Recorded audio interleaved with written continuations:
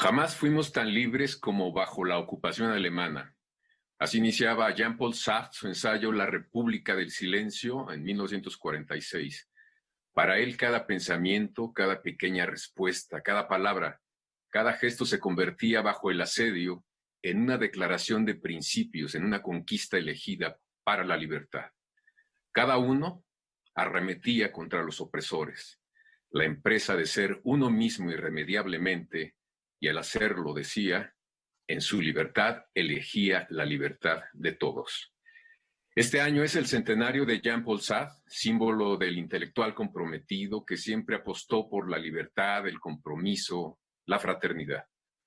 Porque no hay ideas sin consecuencias ni verdades absolutas, nos conviene preguntar, y por eso me da mucho gusto que estén con nosotros Aldelino Braz, que es agregado cultural de la Embajada Francesa, y Héctor Iván González, un especialista en la obra de este escritor. Me gustaría que, ahora sí que para comenzar por el principio, preguntarle de ustedes si creen que el pensamiento de Sartre como intelectual comprometido siga siendo vigente en estos días difíciles de pandemia y de una crispación política, no solo en un país, sino en varios países. No sé quién quiera empezar.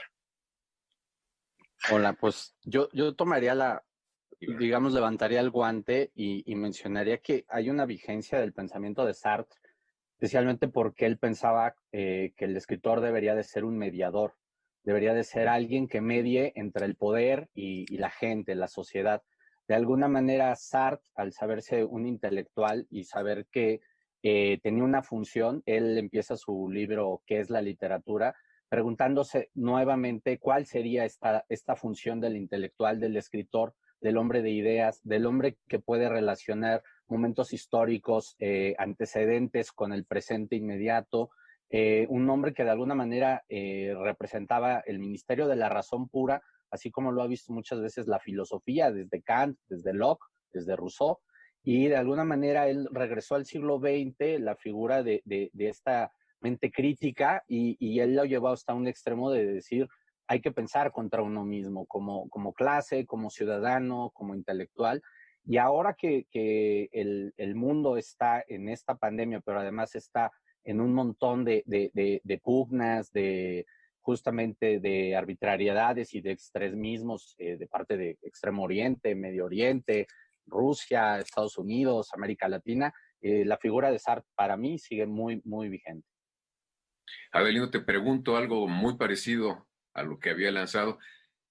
¿Es actual? ¿El intelectual debe comprometerse o debe mantener distancia de los acontecimientos y marcar, digamos, su terreno de manera un tanto pulcra para no contaminarse del mundo, de las cosas que están ocurriendo?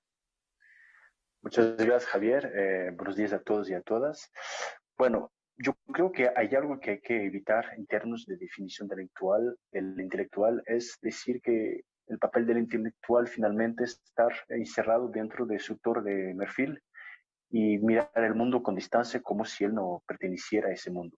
Yo creo que al contrario, y Sartre es una de las grandes figuras que nos permitió entender ese punto.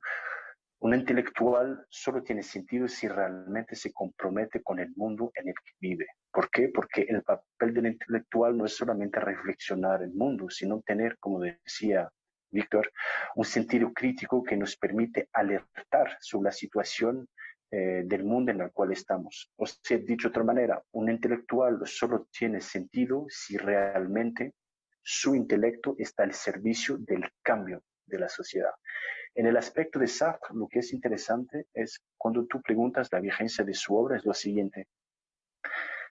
¿Cómo se juzga la vigencia de una obra? Hay una frase muy interesante de André Malraux que decía, una obra obviamente nace de su tiempo y en su tiempo, pero se convierte en obra universal cuando es capaz de salir de su tiempo. Eso significa que al fin y al cabo, solo el tiempo puede medir la vigencia de una obra. 40 años después del fallecimiento de Sartre, nos damos cuenta que hoy en día lo que él afirmó sobre la libertad, sobre la contingencia, sobre la relación con los otros, hoy en día es actual. ¿Por qué? Porque Sartre nos trae un mensaje que es clave para todos nosotros, incluso en este momento en donde estamos en una situación de confinamiento, de siguiente. Hay que aceptar y que asumir el hecho de que el hombre, a pesar de todas las explicaciones que podemos dar y de todas las justificaciones que se puede mencionar, el ser humano es un ser que nace absolutamente libre. Cuando él nace no está determinado por nada y por nadie. Y eso, Javier, es fundamental. ¿Por qué? Porque Sartre es uno de los grandes autores del siglo XX que hace de la libertad lo que define realmente un ser humano. Un ser humano nunca puede huir de la responsabilidad de sus hechos, y es precisamente porque el ser humano actúa en el tiempo y en el espacio donde está que tiene que asumir esa libertad. Ese mensaje es fundamental, Javier, para todos los jóvenes que lean a Sartre. ¿Por qué? Porque descubrir que al fin y al cabo, a pesar de todos los determinismos que pueden existir, yo soy un ser libre que puede elegir mi destino, que puede escoger lo que quiero hacer, eso abre la mente para siempre. Sin duda alguna. Sin embargo, el papel del intelectual se ha modificado en los últimos años a partir del uso, digamos, masivo de las redes sociales. Me da la impresión de que esa voz que era el intelectual que nos daba luz, nos daba dirección sobre algunas cosas, se ha diluido desde mi punto de vista precisamente porque el micrófono, la visibilidad la tienen muchos y muchos que no tienen, digamos, la autoridad intelectual ni moral para hacerlo. No sé qué pienses, Iván. Bueno, yo creo que lo que hizo Sartre, al final de cuentas, era como respaldar su postura o las opiniones que podía dar en una entrevista de banqueta con un corpus sólido de filosofía, o sea, justamente regresar al ser y la nada, justamente regresar al existencialismo es un humanismo, a la crítica de la razón dialéctica, que justamente cumple 60 años este año. No son opiniones de un columnista y no es porque los columnistas estén mal, sino lo que quiero decir es que Sartre tenía un extenso trabajo de investigación, un análisis donde podía dedicar 600 páginas al esbozo de una teoría de las emociones, o hablar del ego, hablar de la subjetividad, o hablar de la relación exactamente con el antisemitismo. O sea, no estamos hablando de alguien que estuviera regalando opiniones como se estila ahora, sino que era alguien que tenía una obra sólida y además era un gran literato, era un extraordinario literato que se divide en dos su obra en gran medida a partir de la Segunda Guerra Mundial. Entonces, si vamos a tomar en cuenta la opinión ahí está Twitter y hagámoslo, pero él sí tenía una obra y un corpus que lo respaldaba a cada momento, ¿no? Uh-huh. Antes de irnos a corte, Iván, me gustaría que nos dijeras brevemente cuáles eran esas dos partes de la obra de Sartre que tú mencionas. Pues la primera es un escritor, filósofo individualista, un poco desapegado de la sociedad, muy pegado a la escuela nietzscheana, a pesar de que conoce a Husserl. De alguna manera, la conciencia y la manera de las emociones, toda esta manera de la percepción y el imaginario es lo que rige en su obra. Pero cae en un confinamiento durante la Segunda Guerra Mundial, es apresado y conoce al otro, descubre al otro y se da cuenta de que en el futuro de sus compatriotas va el suyo. Entonces él se da cuenta que no se puede aislar y cambia radicalmente su postura. A los años 40, con obras como ¿Qué es la literatura?, como con el existencialismo es un humanismo y su tetralogía de los caminos de la libertad, ya es otro autor. No es el autor de La náusea, no es el autor del Muro, ya es un autor que está viendo a los demás y se da cuenta que en el destino de los demás está el de cada uno de los individuos. Ahí hay esa cesura que lo dice, la guerra cambió realmente mi vida. Tenemos que ir a un corte y regresamos con ustedes.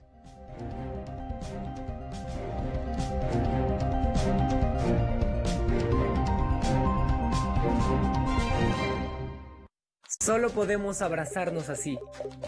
Besarnos de lejos. Solo podemos darnos el codo. Reunirnos, pero cada uno en su casa. Sabemos que son tiempos difíciles para ser joven. Pero también son buenos para participar en las decisiones importantes. Si cumples 18 antes del 6 de junio de 2021, tramita tu INE desde ya. Tienes hasta el 10 de febrero. Este 2021, contamos todas. Contamos todos. INE.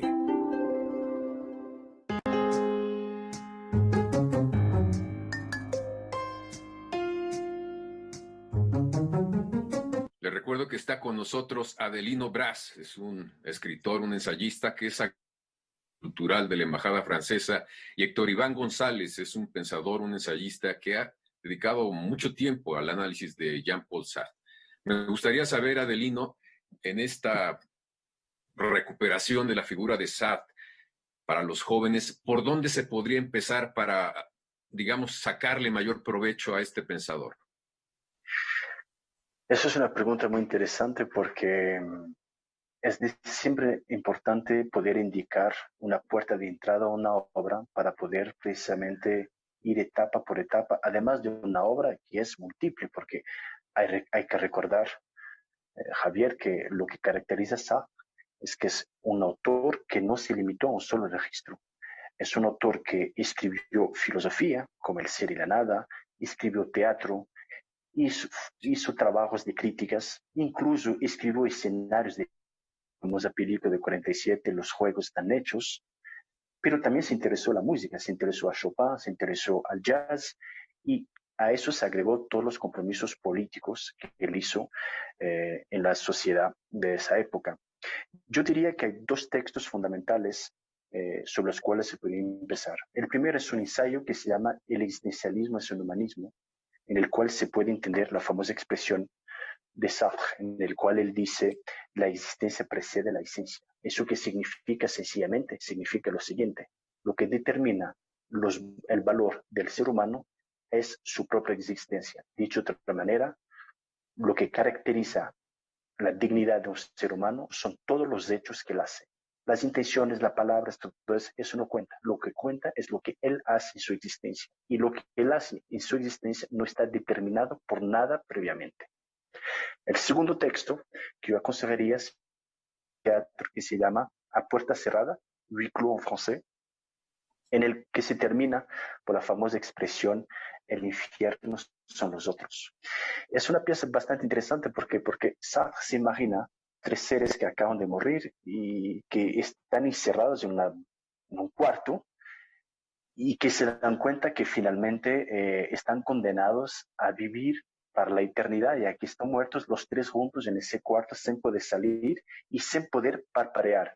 Y eso es clave, Javier, porque significa entonces que tienes siempre la mirada enfocada sobre los otros, ya que no puedes dormir, ya que no puedes cerrar los ojos, y que los otros tienen lo mismo de ti.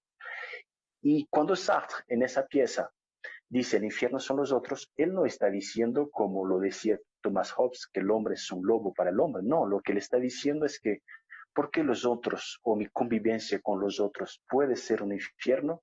Porque siempre estoy sometido a la mirada y al juicio de los otros. Y yo no puedo vivir solo, aislado en el mundo, porque lo que hace mi valor y la imagen que yo tengo es también la imagen que los otros dan de mí. Por eso yo estoy siempre peleando con los otros para que los otros me reenvíen la imagen que yo quiero.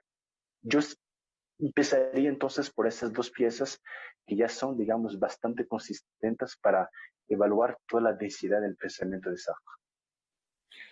Sin duda alguna, las dos obras yo creo que son muy importantes porque en efecto, ahora que lo decías, sí te acercan realmente a este gran pensador que nos hace vernos a nosotros en el mismo espejo y darnos cuenta de cosas que parecen obvias, pero luego las tenemos tan cerca que no las vemos, como es el tener al otro frente a nosotros, que es el que le da sentido a nuestra presencia también y a nuestros actos. Me gustaría, Héctor Iván, que nos dijeras qué piensas tú del papel de los escritores, de los intelectuales metidos a la política, digamos, de una manera constante. Él estuvo haciendo, digamos, muchas cosas, muchos compromisos, como decía Adelino, que le causaron, digamos, una especie de atracción de unos sectores y de rechazo de otros, como fue, por ejemplo, su contacto con Cuba, con la Revolución Cubana. Sí, él estuvo en contacto fue a Cuba, estuvo en una entrevista con el Che Guevara, que hay una foto emblemática porque el Che sabía un poco de francés. También estuvo con Fidel Castro, fue a Rusia, fue a China, estuvo como muy cerca de estos países que estaban en el bloque soviético, porque estaba la Guerra Fría, o sea, era un momento donde había que involucrarse. Él lo hizo de una manera que el tiempo se lo ha cobrado muy caro, porque justamente habló de cosas que en su momento después vimos con las declaraciones y los que los campos de exterminio, los campos de concentración, y estaban repitiendo justamente lo que el mundo había padecido con la guerra, con la Segunda Guerra Mundial y con el Holocausto. Entonces, a la larga eso le ha traído problemas y le ha traído de alguna manera críticas muy severas. Yo quiero enfatizar el asunto del compromiso porque parte de mi investigación era que en qué es la literatura, él plantea que el escritor debe de comprometer también su literatura en el sentido de que cada vez la debe de hacer más compleja y más experimental, en el sentido de que la complejidad de la realidad debe de estar ahí inmiscuida, y no estaba hablando de un realismo socialista, no estaba hablando de una literatura panfletaria ni de una literatura doctrinaria. Eso me importa mucho porque él se aísla del estalinismo, él lucha exactamente contra el nazismo, y él empieza a ver una literatura que le agrada mucho y es la de Estados Unidos, la de Faulkner, la de Dos Pasos, la de Scott Fitzgerald, la de Steinbeck y la de Hemingway, La Generación Perdida. Entonces, él en ¿Qué es que la literatura? Habla a partir de que esta experimentación que tiene Faulkner, ¿no? El ruido y la furia, Absalón, Absalón, o la crítica al capitalismo de John Dos Pasos y el cambio de personajes en Manhattan Transfer, van a ser el centro de su reflexión. Es lo que dice: la literatura la tenemos que hacer más compleja, más complicada, más experimental, y ahí es donde lo que yo rescataría de un realismo socialista de corte Gorbachov, de más que Gorbachov, Goncharov, o más ahí de Gorky o de Sholokhov.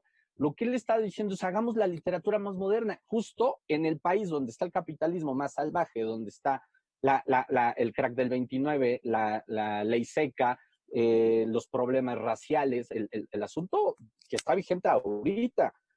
Justamente él admiraba profundamente a la generación perdida, y parte de su comprometer la literatura radica en este cambio. Claro que se acercó, y es ahí donde yo haría la diferencia. Dijo muchas cosas, butad, absolutas, y por otro lado tiene una obra que yo rescataría por encima de que si decía tal cosa saliendo del café Flog o de Mago.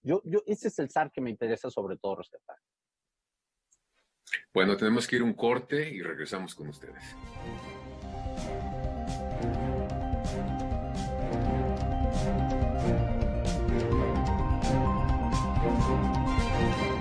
Yo decido sobre mis gustos, mis amistades y mi forma de ser.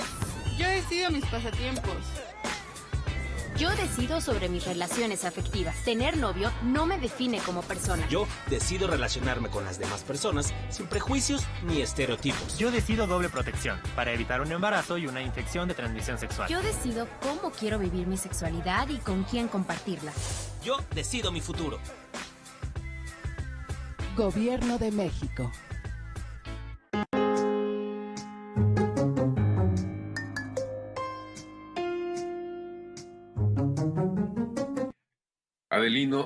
Avelino Braz, Jean-Paul Sartre es un individuo excepcional, pero también es parte, digamos, de un contexto cultural, intelectual, que se vivió en Francia, de esa Francia que padeció también la guerra terrible, la Segunda Guerra.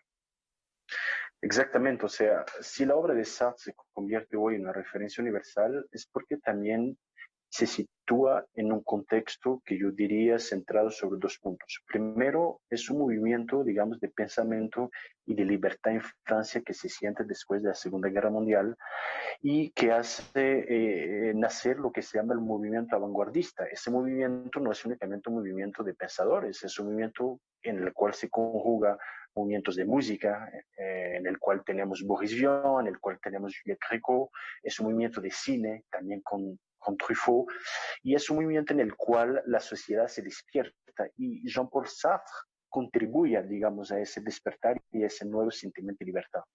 El segundo punto es que el existencialismo, que muchas veces la gente lo concentra únicamente sobre Sartre, no es una invención de Sartre. Incluso Sartre lo dice, el existencialismo no nació conmigo, nació para él con Søren Kierkegaard, el filósofo danés, y Sartre incluso lo menciona, lo dice: Bueno, cuando yo empecé a escribir, me otorgaron, digamos, la expresión de existencialismo. No es mía, pero me gustó y finalmente la conservé. Pero lo cierto es que Sartre es un heredero de un movimiento que nace antes de él, pero con el contexto cultural de libertad, de vanguardia que existe en Francia en esa época, eso le da, digamos, y toda, digamos, la difusión que permite llegar a donde estamos hoy, que es una referencia de pensamiento que sobresale de su tiempo. Y además de eso, yo agregaría, Avelino, también él es parte y debe mucho a la relación que tuvo con otra pensadora, pues muy importante también en el siglo XX y lo que va del presente, que es Simone de Beauvoir. Sí, eso fue, digamos, una experiencia excepcional, tanto en lo bueno como en lo malo, pero resulta que los dos se encuentran cuando son estudiantes y deciden pactar una relación de amor necesario y de amor contingentes. ¿Qué significa? Significa que se prometen los dos una relación para toda la vida, pero aceptando que cada uno tenga sus propias aventuras. Eso obviamente no funcionó tal cual como ellos lo querían, porque cada uno sufrió también de esos amores contingentes, pero lo interesante en esa relación yo diría que es el hecho de que cada uno permitió al otro decir lo que es. Les doy dos ejemplos. Cuando Simone de Beauvoir escribe el segundo sexto, ella menciona que fue Sartre quien le despertó la idea de escribir un texto sobre la condición femenina en el momento donde él le pregunta lo siguiente, le dice, tal vez si tú hubieras nacido hombre, no pensarías como piensas hoy en día. Entonces, claro, ella entonces empezó a reflexionar sobre el hecho de que sí, el hecho de tener una pertenencia sexual determinaba una cierta manera de pensar y sobre esa base se dio cuenta, obviamente, que la mujer estaba en una relación secundaria en relación al hombre. Pero de tal manera también quien ayudó mucho a Sartre en abrirse, como decía Iván, del individualismo al colectivo, fue también Simone de Beauvoir. Porque hay que saber que los dos, antes de publicar sus obras, la hacían leer al otro y tomaban en cuenta las observaciones y los ajustes que había que hacer. Por eso fue una pareja, digamos, bueno, amorosa, pero sobre todo fue una pareja literaria que permitió ir o permitió al otro ir mucho más allá que si estuvieran solos. Sí, bueno, se hacían la crítica de sus propias obras, las comentaban y se ponían a producir más cosas, ¿no? Es una pareja realmente también emblemática porque, pues, que yo recuerde de ese tipo, no conozco otra, ¿no? Ha habido parejas también con conflictos, pero con esa carga intelectual de retroalimentación no es fácil encontrarla. Me gustaría saber entonces, después de todo lo que nos han comentado, a veces da la idea o se dice que el existencialismo es una filosofía de la angustia, del fracaso, es una filosofía pesimista respecto al mundo. Por lo que me están diciendo, no es eso precisamente. Yo pensaría que esa es la respuesta justamente que da Sartre en el existencialismo es un humanismo, porque viene el existencialismo incluso desde Jaspers, hay un existencialismo italiano que sí medio corte fascista, a partir de eso, como casi de un superhombre, un superindividuo, y lo que quiere Sartre, por lo menos en esa conferencia que para mí es magistral y que es del 46, y de alguna manera explica un poco o resume un poco las intenciones de El ser y la nada, que es del 43. Entonces dice, somos el resultado no de lo que han hecho de nosotros, sino de lo que nosotros hemos hecho con eso que han hecho de nosotros. O sea, justamente tenemos que tener la conciencia y la responsabilidad para tomar responsabilidad de nuestros actos, de nuestra propia vida, de nuestras decisiones. Y también algo que dice, que es la literatura, dice, cada libertad es en contexto, cada libertad se tiene que estar luchando constantemente. Si yo soy de una raza o de una minoría étnica, si soy de tal género, si soy de una tendencia, mi libertad se va a estar buscando constantemente. No hay estas libertades eternas como lo podrían ver los norteamericanos o libertad duradera. O sea, en realidad, en cada contexto hay esta libertad. Y justamente él lo va cambiando al punto donde llega a relacionarse en este asunto de la crítica al capitalismo salvaje, al capitalismo de la guerra durante la Segunda Guerra Mundial, y después ante el intento de Argelia de liberarse de Francia, lo cual a De Gaulle, que antes era nuestro héroe, nuestro paladín durante la resistencia, para estar, y como ahora reprimes a los argelinos. Esta es una postura también de congruencia, porque es ahí donde pienso contra mí mismo, ahora que soy francés, ahora que soy un ciudadano de la República, ¿qué pienso frente a los argelinos? ¿Qué pienso frente al drama de África? ¿Qué pienso frente? Yo creo que también adelanta mucho las posturas anticolonialistas, antirracistas. Es un autor que sería muy adecuado para revisitarlo ahora que muchos de nuestros universidades, facultades están regresando a eso, porque él lo veía desde sí, un hombre blanco, un hombre de privilegio, un hombre de Europa, pero rompe con todo esto. Entonces, creo que de hecho deja de escribir literatura y se pone a hacer solo teatro de situación, ¿no? Como mencionaba Adelino, o sea, Las manos sucias, Los secuestrados de Altoná, todo esto rompe con la literatura prosa narrativa que había hecho. Creo que es un autor muy vigente, y también esto que con Simone de Beauvoir con Los mandarines, que gana el Goncourt, una cronista, es una extraordinaria narradora, y justamente hay un momento donde ella gana un concurso en el primer lugar, luego Raymond Aron, y Sartre ni siquiera califica, él tiene que recursar para hacer ese examen, y ya él sí gana el primer lugar, pero Simone y él tuvieron un diálogo totalmente admirable, y bueno, creo que hay que revisitarlos a ambos constantemente. Adelino, me gustaría que nos dijeras la embajada francesa qué ha hecho precisamente para recordar, para traer a este pensador a nuestros días. He visto, digamos, su página y hay cosas interesantes. Sí, lo que hemos hecho es que la semana pasada, en la ocasión de los 40 años del fallecimiento de Jean-Paul Sartre, hemos consagrado un catálogo numérico cultural consagrado a Jean-Paul Sartre, que permite, digamos, tener acceso no solamente a su itinerario, sino también a sus intervenciones, y también juzgar un poco 40 años después qué queda de su obra. Entonces, en ese catálogo se pueden encontrar películas, se pueden encontrar conferencias, y se pueden encontrar también estudios de grandes filósofos franceses sobre Sartre, diciendo por qué 40 años después es un lector hoy en día que sigue vivo y que es importante para la educación de nuestra juventud. Yo digo eso porque hay una cosa que entendió muy bien Sartre con el legado de todos sus escritos literarios, filosóficos, estéticos, críticos, que es lo siguiente: el papel del intelectual, si tiene, digamos, una verdadera relevancia, es porque es capaz, a través de sus análisis, sus intervenciones, educar a la gente. Y si estamos en un contexto en el cual cada ser humano es libre, si somos capaces de educar a la gente, lo que somos capaces, Javier, de hacer algo fundamental. Por una parte, hacer creer a los seres humanos que ellos pueden elegir su destino, y gracias a eso, segundo punto, que los seres humanos tengan conciencia que su destino puede cambiar si actúan, digamos, frente a todos los determinismos a los cuales están confrontados. Y eso es una lección universal, porque ya no hay subterfugios, ya no hay creencia en el hecho de que vivimos en un fatalismo o nuestra vida está direccionada. No, no está. Es parte de nuestra responsabilidad de asumir esa libertad, que es un peso bastante grande.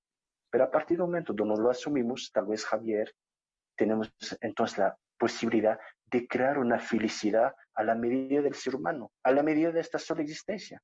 Sabemos que somos mortales, pero somos libres. Entonces, ¿por qué no aprovechamos esa libertad para cambiar nuestro propio destino? Pues estas palabras me parecen un estupendo cierre. Gracias, Adelino Bras, por tus comentarios. Gracias, Iván, también por compartirnos lo que conoces acerca de este pensador, de este escritor, que nos ha enseñado, entre otras cosas, a que la libertad es algo que se tiene que construir y que podemos y necesitamos luchar de manera constante contra los dogmatismos del tipo que sean. Gracias a ustedes también por acompañarnos y los esperamos aquí la próxima semana en Debate 22.